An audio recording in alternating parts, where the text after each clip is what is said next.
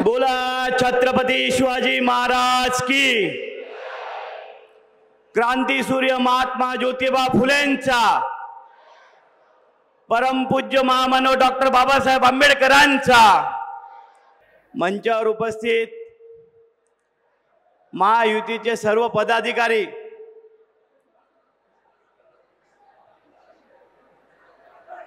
आणि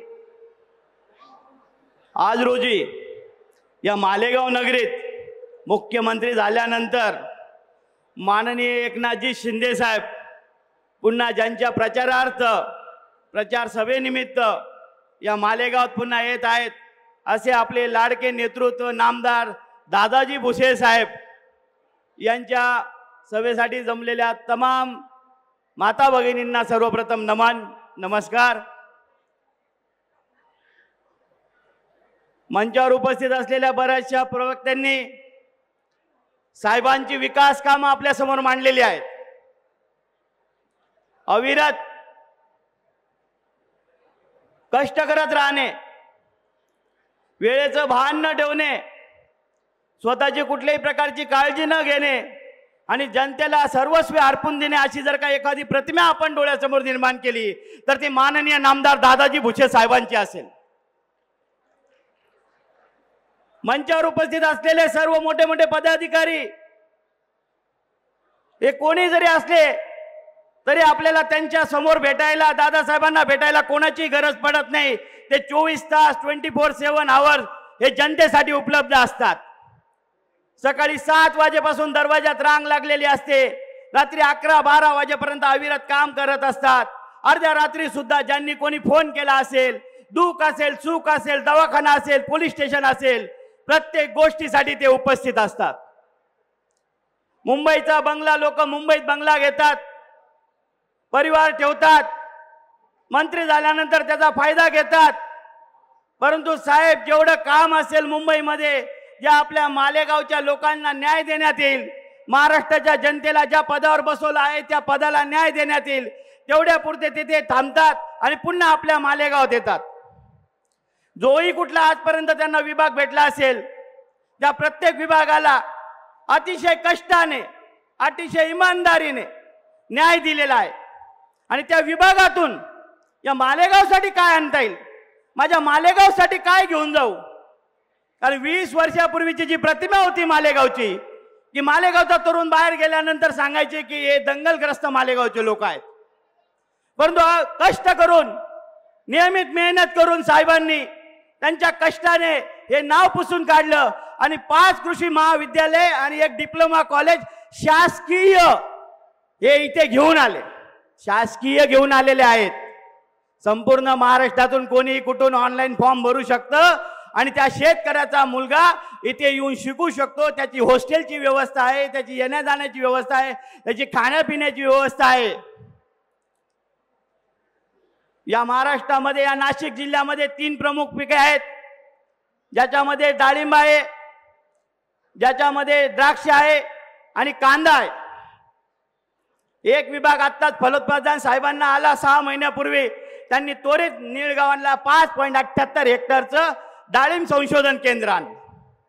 ज्या डाळिंब संशोधनातून डाळिंबापासून बी वेगळे करणे, बियापासून त्याचा ज्यूस तयार करणे, त्या डाळिंबावर प्रक्रिया कशी होणार, त्या झाडांची कसे काय जैविक खतं कुठली वापरली जाणार, त्यांची वाढ कशी करतात, या सर्व गोष्टींची माहिती तिथं आपल्याला शेतकऱ्यांना मिळणार।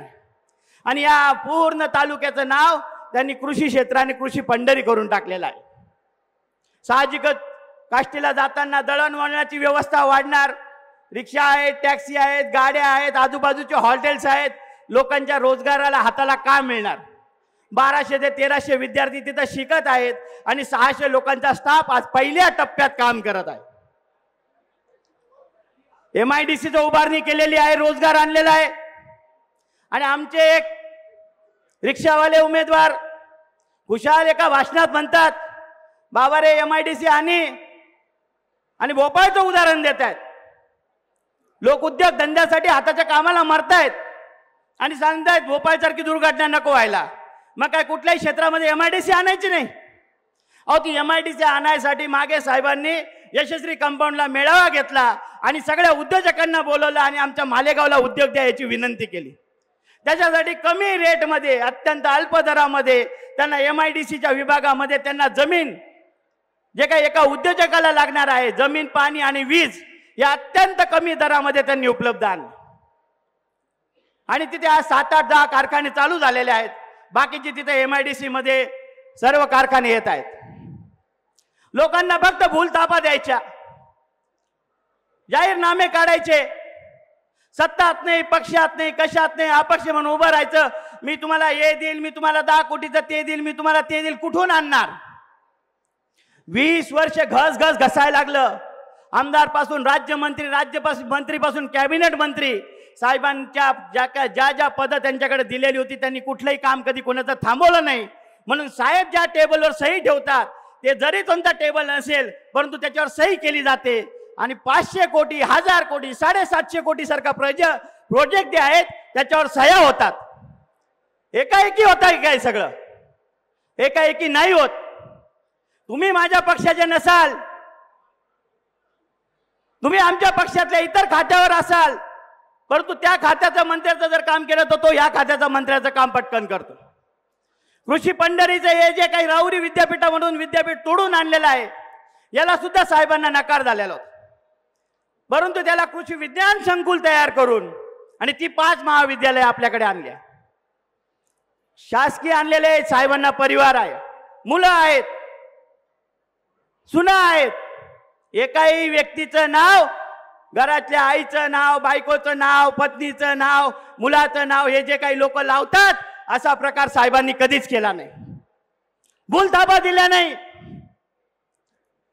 हजार लोक 500-700 लोकांकडून पैसे घेऊन ठेवलेले आहेत, नोकऱ्या देतो, मार्केटमध्ये लोकांकडून पैसे घेत आहेत, नोकऱ्या देतो आणि या नोकरीच्या आमिषावर यांनी कित्येक वर्ष कित्येक परिवार कित्येक खानदान बर्बाद करून टाकले आहे। व्यक्ती असा निवडायचा ज्याच्या मागे 50 लोक असतील, त्या 50 आया बहिणी घेऊन त्याने तिथं जायचं, साहेब मी B.Ed झालेलो आहे, मी MA झालेलो आहे, मी PhD आहे माझी, मला नोकरी द्या।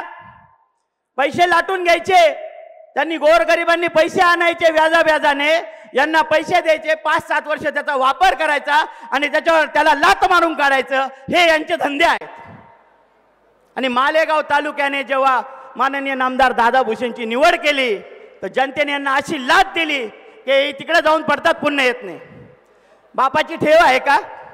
कधी डोक्यात आलं नांदगावला उभं राहून जायचं, कधी डोक्यात आलं मालेगावला उभं राहून जायचं, का बरं ठेवला इथे? 4.5 वर्ष थोबाड दाखवायचं नाही, 4.5 वर्ष फिरून बघायचं नाही, कोणा माता भगिनीवर काही अत्याचार झालेला आहे का, कोण गोरगरिबावर काही झालेला आहे का, कोणाचे सुखदुःख आहेत का याच्याकडे बघायचं नाही आणि 4.5 वर्षानंतर अचानक यायचं आणि लगेच ढिंडोरा पिटवायचा। बापाला घेऊन बसायचं, लोकांना घेऊन बसायचं, नातेवाईकांना घेऊन बसायचं आणि प्रचार चालू करायचा आणि चालू करायचा भूलथापा मनाप्रमाणे। झालं, उद्या पक्ष नाही मिळाला, उद्या पडले की बघा तुम्ही 23 तारखेनंतर हे पीस लगेच शिव्या, त्या पक्षाच्याच अध्यक्षाला शिव्या घालणं चालू। अरे हे धंदे बंद करा। आणि दुसरे महाशय, आता तुमच्या हातात मोबाईल आहे, इथं जामेर असेल, बाहेर जाऊन बघा, चालू करा। 2019 जर का तुम्ही माननीय नामदार दादाजी भुसे साहेबांची विजयी सभा पाहिली ते चंगू मंगू यांचा स्वतःचा साहेबाचा उहापोह करताना दिसतात। ते चंगू मंगूंना अचानक 2-3 वर्षात काय झालं की त्यांना असं वाटायला लागलं की साहेब वाईट आहेत।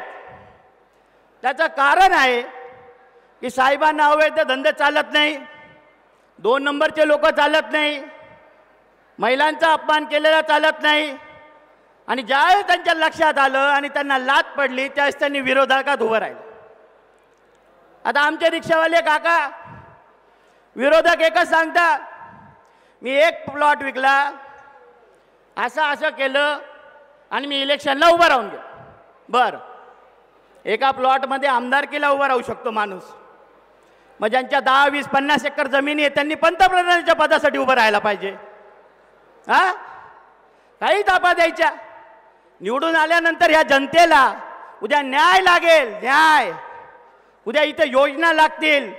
सरकारसाठी योजना आणलेल्या तरुणांच्या हातांना कामासाठी 1500 कोटीचा प्रोजेक्ट असेल, तिथं सही करण्यासाठी तिथं धमक लागते. आणि ती धमक तुम्ही आमच्या दादासाहेबांच्या हातात निर्माण केलेली आहे. म्हणून हे कामं होत आहेत. हे तुमचं बळकटीकरण आहे की तुम्ही 4 वेळेस निवडून दिलेलं आहे. म्हणून आपली कॉलर टाईट आहे की आमचे दादा भुसे साहेब हे मंत्रालयात असतात आणि उच्च पदावर असतात. हे अपप्रचार करतात. आता यांना उपमुख्यमंत्री व्हायचं आहे का? त्यांना उपमुख्यमंत्री व्हायचं नाहीये. परंतु मुख्यमंत्रीच्या दर्जाची जी मंत्रालय असतात ती जर आम्हाला ऑलरेडी मिळालेली आहेत तर आम्ही काय अपेक्षा करावी? कृषी मंत्री खातं माननीय नामदार शरद पवार चंद्रजी साहेबांकडे होतं. सार्वजनिक बांधकाम मंत्री खातं मागे उपमुख्यमंत्र्यांकडे होतं. ही दर्जेदार खाती आपल्याला दिली जातात ज्याच्यामधून आपला भरघोस असा विकास होतो. ही जर का खाती दिलेली असतील तर ही सगळी खाती आपल्या अपेक्षाने दिलेली आहेत. आणि काही लोक म्हणतात 20 वर्ष काय करत होते पुतळ्यासंबंधी. पुतळ्यासंबंधी काय करत होते? चंदनजी मजदे साहेबांनी ज्यावेळेस येथे ही प्रेरणादायक वस्तूंचं निर्माण करायचं ठरवलं आणि त्यावेळेसपासून त्यांनी जशी सूचना केली त्यांच्यानंतर सुद्धा कागदोपत्री कंटिन्यू पाठपुरावा होता. या जागेला जिथे पुतळा नियोजित जागा होती तिथे पुतळा कधीचा बसून गेला असता. परंतु ट्रॅफिक आयलंड असल्यामुळे त्या जागेला पुतळा बसला नाही. शेवटी साहेबांनी स्वतःची ताकद वापरली आणि रेस्ट हाऊस सोडून 4000 स्क्वेअर फीट जागा आपल्याला प्राप्त करून दिली. त्या 4000 स्क्वेअर फीट जागेसाठी साहेब लढले. अनेक जागे MSCBच्या असतील किंवा दुसऱ्या विभागाच्या असतील त्या सगळ्या परवानग्या घेतल्या आणि त्या 7-12 उतार्यावर आज परमपूज्य महामानव डॉक्टर बाबासाहेब आंबेडकरांचं नाव लागलेलं आहे. आणि भव्य दिव्य अशी या पुतळ्याची निर्मिती केली. आणि यांना लाज वाटत नाही हे गोष्टी सांगायला की 20 वर्ष काय करत होते. एकाएकी पुतळा उभा राहतो. प्रत्येक वेळेस पुतळा जसा जसा बनला पुतळ्याकडे त्या जे काही शिरसगावकर आहेत ज्यांनी पुतळा निर्मिती केला साहेबांनी प्रत्येकाची मीटिंग घेऊन त्या शिरसगावकरांकडे प्रत्येक वेळेस प्रत्येकाला जायला लावलं. पुतळा कसा पाहिजे, उंची किती पाहिजे, किती काय टिकणार, कसा टिकणार, पुतळ्याची बांधणी कशी असणार, पायाभरणी कशी असणार. आणि अर्ध्या रात्री मुंबई असेल कुठूनही असतील आले की 3 वाजता 4 वाजता त्या पुतळ्याच्या बांधकामाची चौकशी केलेली आहे. एवढ्या कष्टातून ही वस्तू उभी केलेली आहे आणि तुम्ही त्याच्यावर बोटं ठेवतात आणि 1-2-3 लाखाचा पेन लावून तुम्ही दाखवतायत की आम्ही पुतळ्याचे वारकरी झालो, आता आम्हाला वारसदार झालो आम्ही. चुकीचं आहे. तुम्ही ती सुद्धा फसवणूक केलेली आहे. परमपूज्य महामानव डॉक्टर बाबासाहेब आंबेडकरांचा अपमान केलेला आहे. कारण त्या खिशाला जो तुम्ही पेन लावल्याचा आणतायत तो मुळात पेनच नाही आहे, तो टोपण आहे फक्त. बरोबर आहे का नाही? ते फक्त टोपण लावलेलं आहे. आणि टोपण लावलेलं असताना तुम्ही पेन आणायला सांगतायत, पेन लावलेला सांगतायत, जनतेची फसवणूक करतायत. इथूनच तुमची भूलतापर लक्षात येते. तुम्हाला दीन दलित गोरगरीब आणि आंबेडकरी समाज कधीच स्वीकारणार नाही. मी एवढेच बोलतो आणि मी एकच सांगतो की अत्यंत कष्टारी साहेबांशी आपल्याला खूप इमानदारीने या मालेगावचं नाव उंच केलेलं आहे. कुठलाही भूलतापाला बळी न पडता चुकीचा निर्णय घेऊ नका. येत्या 20 तारखेला धनुष्यबाणासमोरचं बटन दाबून तुम्ही विरोधकांना उत्तर द्या आणि हे इतकं चांगलं उत्तर द्या की किमान साहेब दुसऱ्या उमेदवारापेक्षा 1 लाख मताने निवडून यायला पाहिजे. आपली निशाणी. जय हिंद, जय महाराष्ट्र, जय भीम.